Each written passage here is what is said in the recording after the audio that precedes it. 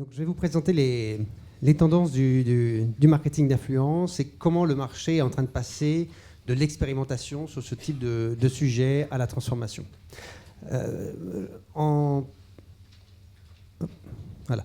Je me présente en un mot. Donc, moi, je suis Nicolas et je m'occupe de développer Tracker en Europe. Qui est Tracker? En fait, on aide les marques que vous voyez à l'écran à gérer leur programme d'influence au niveau global. Et on travaille donc avec la Compagnie des Alpes et le musée Grevin sur ce sujet également. Qui, aujourd'hui, dans la salle, gère des programmes influenceurs? Bon, alors vous me direz si vous vous reconnaissez un petit peu sur ce que je vais vous présenter. Les tendances que je vais vous présenter, c'est des tendances qu'on n'a pas inventées, mais qui sont vraiment ce qu'on voit chez nos clients tous les jours et qui sont leurs préoccupations pour l'année qui vient. La première, c'est que ces programmes d'influence challengent les modèles financiers traditionnels des plans de communication. C'est-à-dire qu'on sort d'un modeling sur la base de campagne. On est sur des projets qui incluent des coûts technologiques, des coûts humains, des coûts d'engagement, qui sont, on va le voir aussi, multidépartements. Et ce sont des modèles financiers qui sont nouveaux. Ce sont aussi des modèles organisationnels qui sont nouveaux dans les entreprises. Aujourd'hui, ces programmes touchent à la fois le marketing, le social, les ERP, le customer service. Dans certaines organisations, ils se multimarquent. Et la gestion des interactions avec les influenceurs de façon transversale et collaborative est un vrai enjeu. Beaucoup de grandes marques internationales sont en train aussi de se pencher sur des programmes globaux. Avec les complexités que ça pose. Certains influenceurs sont des influenceurs qui ont une empreinte globale. Comment est-ce qu'on va gérer les relations avec ces gens-là? Stanislas Madian, avec qui on travaille chez Coca-Cola, est assez clair en disant mais à la fin, l'engagement, il doit être local. Pourtant, il y a clairement des enjeux de gouvernance, des enjeux technologiques, des enjeux organisationnels qui doivent être gérés au niveau global. Et l'interaction entre les équipes globales et locales est une des problématiques qui doivent être résolues au moment où les marques sont en train d'essayer de chercher à apporter de la cohérence dans tous ces programmes. Quatrièmement, au niveau même du gestionnaire de marque, du brand manager, on voit comment ces relations influenceurs rentrent à l'intérieur de son pack marketing. Le pack marketing qui va avoir mon pack social, mon pack média, mon pack ERP, aujourd'hui doit inclure cette dimension influenceur avec cette complexité en termes de compétences que ça implique. Certaines marques sont en train d'associer différentes techniques de marketing, comment est-ce que le programmatique peut m'aider à développer mes programmes influenceurs. Ce sont des nouvelles questions qui sont en train aussi d'émerger dans la gestion elle-même de mes campagnes et de mes activités. Cinquièmement, il y a beaucoup de publications, il y a beaucoup de débats sur la rémunération de certains influenceurs, en particulier ceux qui sont très hauts dans la pyramide. Il y a un débat sur les valeurs qui sont attachées aux prestations de l'un ou de l'autre. Et il est clair qu'aujourd'hui, les départements achats et procurement des grands groupes commencent à s'intéresser à ce sujet. Il était géré de façon décentralisée par des agences, par différentes personnes à la société. Aujourd'hui, les montants qui sont en jeu et le lac de clarté dans ce Far West sont vraiment en train d'attirer l'attention de nouveaux parties prenantes à l'intérieur de l'entreprise. Et puis, d'autres parties prenantes, c'est aussi les départements legal. Kim Kardashian montre l'exemple, puisque vous ne voyez peut-être pas dans la salle, mais son post commence par #ad. Maintenant, je serais enchanté de demander aux gens qui ont levé la main tout à l'heure s'ils sont sûrs que chaque fois qu'ils collaborent avec des influenceurs, la disclosure correspond aux règles ou aux principes d'éthique auxquels il faudrait que leur marque se conforte. En tout cas, au niveau de grands groupes internationaux, la compliance devient un énorme sujet, en particulier aux États-Unis avec les récentes décisions de la FTC, et la capacité des marques à contrôler a priori et a posteriori la compliance de leurs activités influenceurs est en train de devenir un véritable sujet en lui-même. Troisièmement, et je prendrai l'exemple de Monoprix avec qui nous travaillons, il y a un vrai enjeu pour regagner le contrôle dans ces programmes influenceurs. Monoprix travaille par exemple à travers différents départements, corporate, communication produit, à travers sa marque Naturalia, à travers différents secteurs et différents partenaires pour communiquer avec ses influenceurs. Dans ce cadre-là, nous travaillons avec eux pour les aider à voir capturer la data, les aider à collaborer, les aider à parler d'une seule voix quand ils parlent aux influenceurs. Mais il est clair qu'aujourd'hui, pour les marques, il devient de plus en plus critique de capturer l'information, la data de leur programme et de en gagner le contrôle.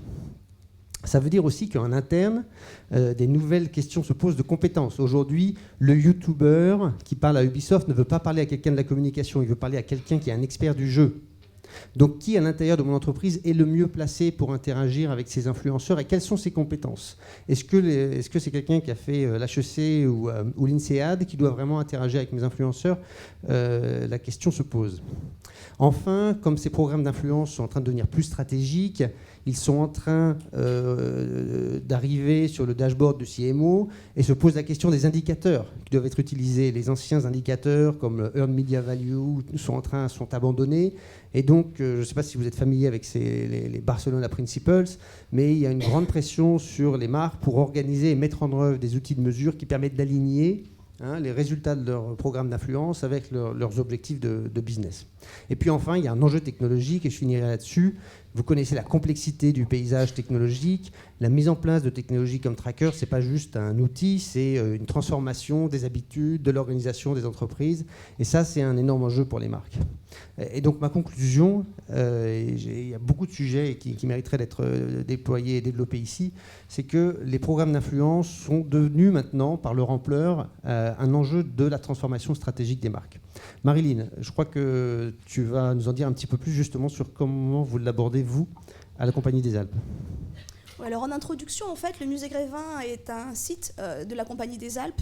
Donc j'ai voulu qu'il soit présent avec nous pour vous montrer un use case. Donc déjà, de manière générale, ce qui est vraiment important de se dire, c'est qu'on rentre dans un nouveau cycle au niveau digital. Comme on l'a entendu ce matin, les messageries ont vraiment développé, ont vraiment dépassé les réseaux sociaux. Et au-delà de ça, on est vraiment dans une ère qu'on va appeler digital passif. Ça veut dire que les gens ne veulent plus voir le digital comme avant. On ne veut plus aller sur Google et chercher quelque chose et avoir plein de pubs au-dessus. Donc concrètement, il y a à peu près 2 ans, Fjord, une agence qui est un peu leader au niveau de l'UX, disait c'est la fin de l'UX. Maintenant, on swipe, on n'a plus un bouton pour vous dire qu'il faut cliquer. Et donc sur Messenger, ça va être pareil. On a une question, on va la poser. Donc c'est vraiment au digital de s'adapter à nous et pas l'inverse, en fait.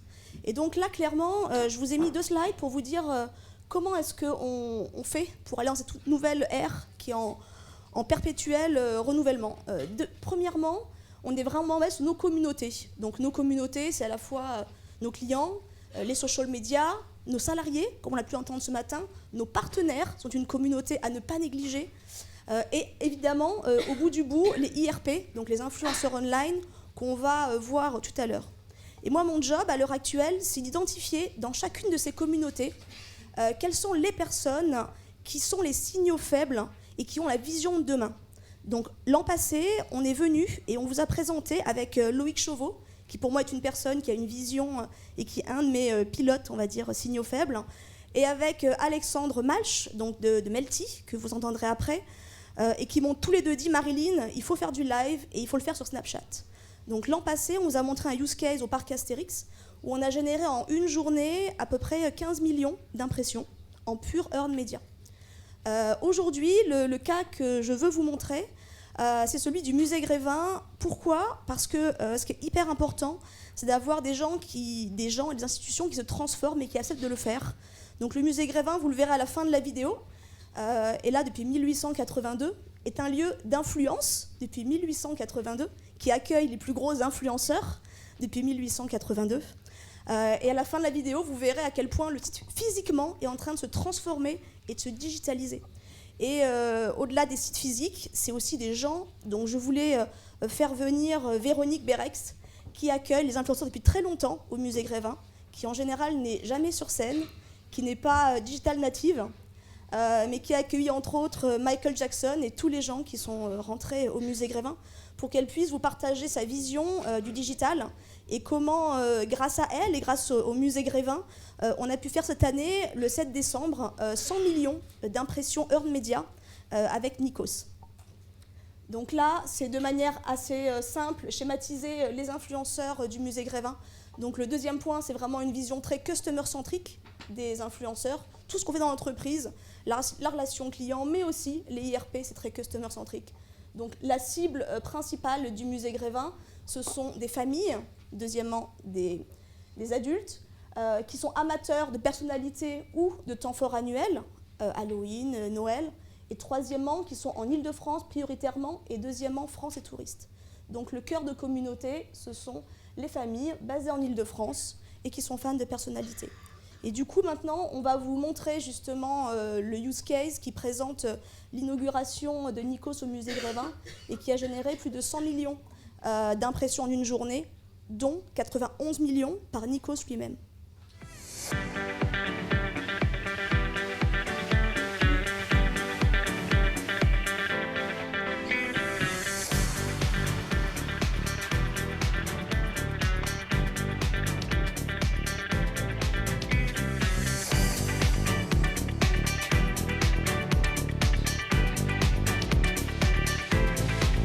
Je serai là, au Grévin, tous les jours, je vous attends.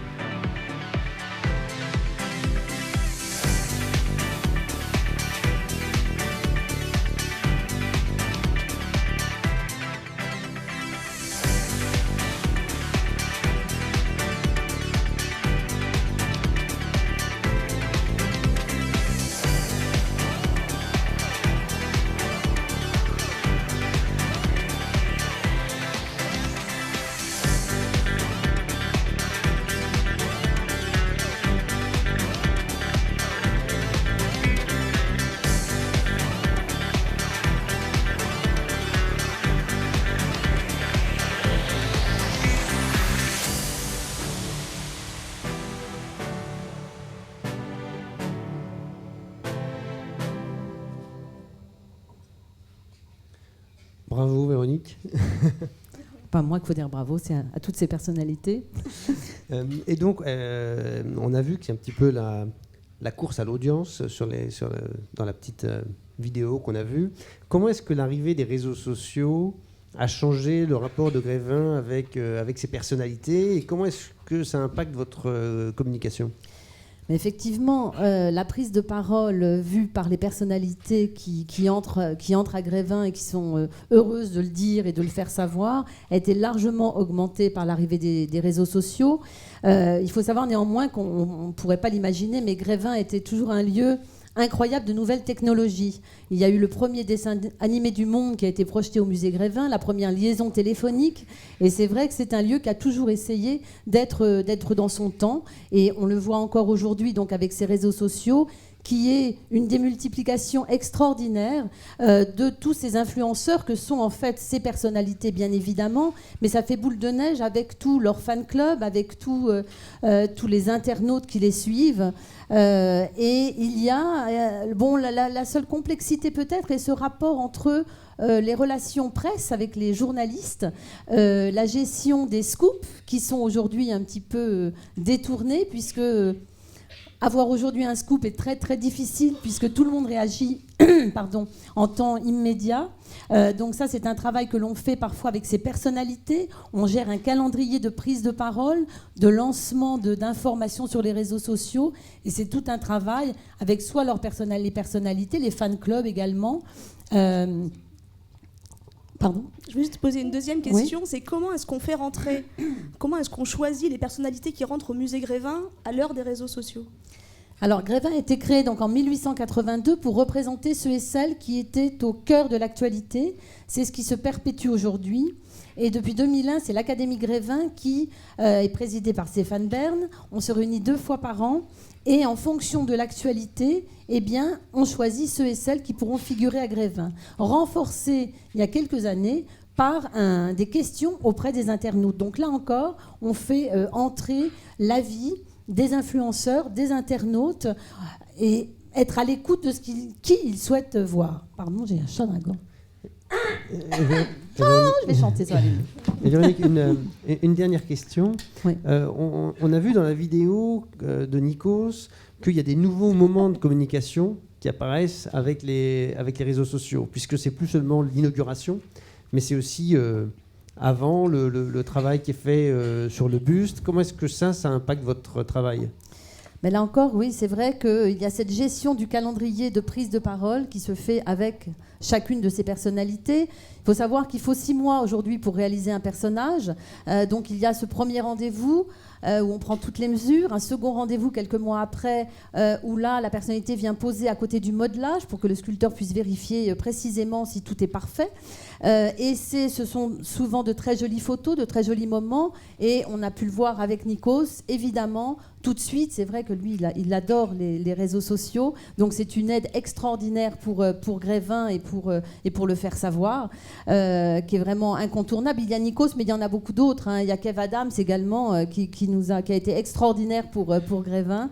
Et donc c'est une gestion, oui, très importante du calendrier, du moment de la prise de parole qui se fait avec ces personnes et qui se fait bien en amont l'entrée, bien sûr le jour J avec des lives, et puis ensuite l'histoire continue, et l'histoire elle continue aussi avec d'ailleurs tous les visiteurs de Grévin, puisque là c'est le propre Grévin, le propre du selfie, donc chacun se prend en photo avec Nikos, pour rester dans cet exemple, et puis l'histoire continue parce que ces photos bien sont envoyées, elles sont envoyées sur Snapchat et tous les autres réseaux sociaux, et donc ça démultiplie extraordinairement toute la visibilité dont Grévin a évidemment besoin, comme toutes les marques sûrement ici. Merci Véronique, merci Maryline. Merci. Patrice, je te laisse maintenant la parole pour que tu nous présentes comment vous travaillez sur ce sujet à la Poste. Merci. Effectivement, je suis heureux de revenir un an après, puisque il y a un an, je vous ai présenté la stratégie de la Poste sur une grosse OP qui était la partie Star Wars. Alors on est un peu en actualité en ce moment, mais c'était pour vous dire aussi, vous présenter que en termes de marque, mon propos aujourd'hui va être de vous faire voir aussi l'intérêt pour une marque, non pas toujours travailler avec les plus gros influenceurs que souvent les agences nous conseillent, c'est aussi de se dire qu'à un moment donné, il y a de plus en plus d'influenceurs locaux. Alors certains les appellent les micro-influenceurs, je pense que c'est pas forcément le terme, en tout cas influenceurs locaux, et que vis-à-vis d'une marque, on a de plus en plus intérêt à travailler avec ces personnes, notamment en termes d'interaction et de suivi de ces personnes. Alors, il y a aussi des éléments intéressants à suivre aujourd'hui, c'est en termes de réceptivité de la communication. On s'aperçoit que de plus en plus, en fait, quand on est en province, alors Paris c'est un peu moins le cas, mais moi j'habite en province, qu'effectivement la communication, on préfère en fait avoir cette communication des influenceurs ou des gens de votre cercle sur la ville sur laquelle vous êtes, et finalement ça a plus d'impact. Et cette étude le prouve bien qu'effectivement, 42% des Français qui sont aujourd'hui plus à même de recevoir une information qui vient du local. C'est également le cas quand on est blogueur. Aujourd'hui, sur les statistiques, quand on a de plus en plus de blogueurs, alors tout le monde se dit un peu blogueur, donc c'est un terme générique, bien évidemment, mais en tout cas, de plus en plus de gens qui veulent travailler dans ce secteur-là, ou en tout cas avoir un blog vis-à-vis d'une communauté, vont passer de plus en plus de temps, bien évidemment, à faire du contenu, mais également à être en interaction avec des marques, puisque les marques viennent les voir, à chercher en fait éventuellement la capacité de faire un jeu concours. Et finalement, nous, en termes de marques, on a l'intérêt à être présent en permanence auprès d'eux, de leur apporter soit du contenu, soit des éléments de jeu concours, pour justement développer l'image de marque de cette entreprise.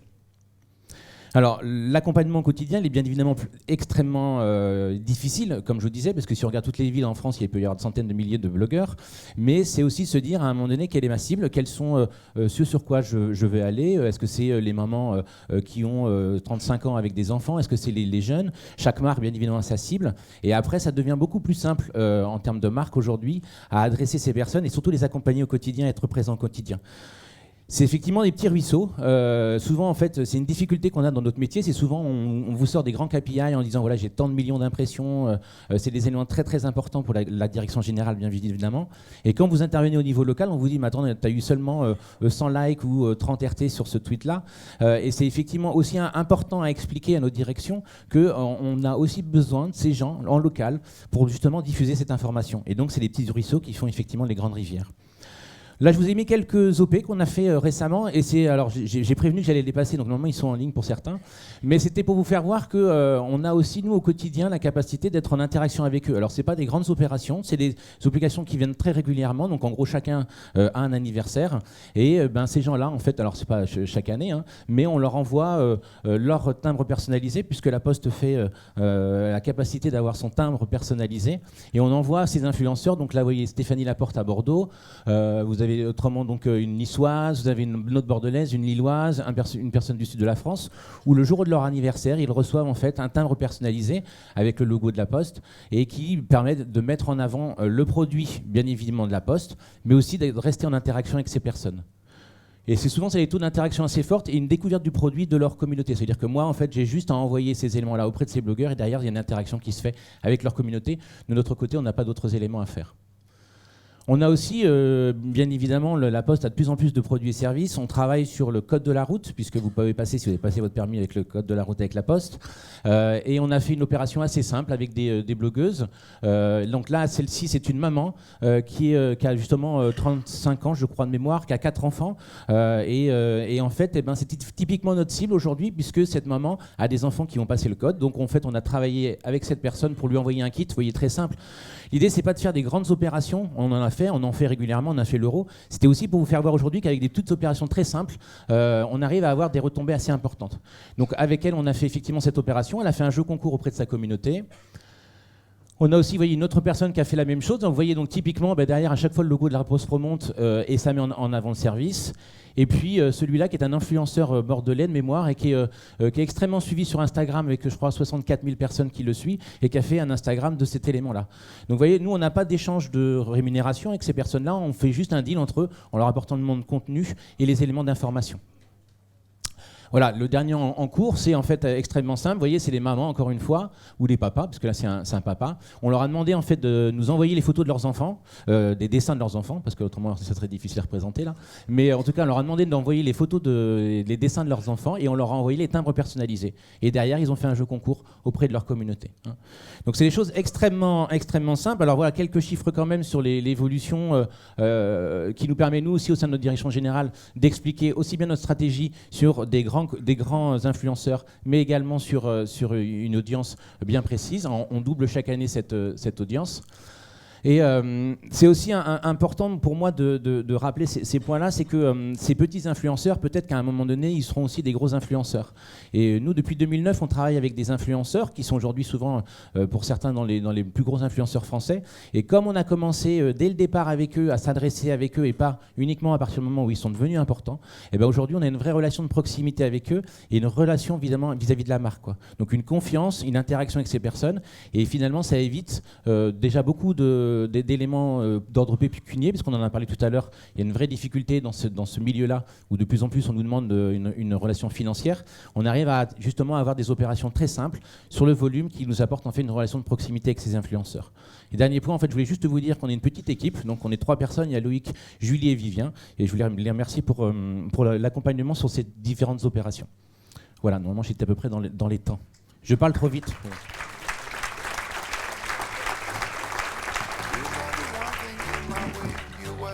Est-ce qu'éventuellement vous voulez faire un dernier petit tour de table et donner un conseil à l'audience autour du marketing d'influence par rapport à vos expériences? On a encore un peu de temps si vous le souhaitez. Marie.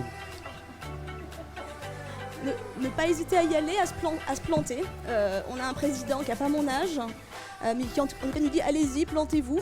Et je pense que tout ce qu'on fait tout le temps, on teste, et c'est là que on peut montrer des jolis cas des fois, et des fois on ne vous les montre pas. Nicolas? 2 conseils de mon côté. Le premier, c'est penser relation et pas transaction. Et on voit encore énormément d'activations influenceurs qui sont exclusivement transactionnels, basés sur des campagnes, des événements, sans aucune vision de la relation qui peut exister entre cet influenceur et sa marque sur le long terme. Et le deuxième aspect clé, et la raison pour laquelle de nombreuses initiatives influenceurs ont des difficultés, c'est la compréhension, l'allocation des ressources qui doit être mise derrière ce programme. À quel moment je dois allouer mes ressources entre technologie, entre ressources humaines, entre expérience et opportunités pour les influenceurs. Et je pense que si on se concentre sur ces deux aspects-là, on va déjà éviter énormément des pièges dans lesquels tombent aujourd'hui de nombreuses marques qui sont en train d'expérimenter. Être curieux, rester curieux, attentif aux autres et pas faire pour faire surtout. Et attention, pas trop d'infos non plus, parce que trop d'infos tue l'info. Donc il y a une gestion importante de ça. Et Patrice, le mot de la fin? Le mot de la fin, c'est garder la passion. Parce que je pense que, comme tu le disais, si on est un peu passif, derrière la personne le ressent. Et donc, si on sent qu'il y a une vraie volonté de partager les produits et services de l'entreprise, c'est important. Et le dernier point, c'est aussi un soutien de la direction générale. On n'en parle pas souvent, mais derrière, on fait un peu. Là, aujourd'hui, on fait le lancement, par exemple, mondial pour la première fois d'un drone, une relation avec un drone et une livraison avec un drone en France. Si on n'a pas sa direction générale qui vous le permet à 23h50 d'envoyer des tweets à tout le monde pour donner cette information-là et de faire un peu comme on le souhaite, c'est aussi important pour nous. Donc nous, c'est Nathalie Collin et puis Sylvie pour nous.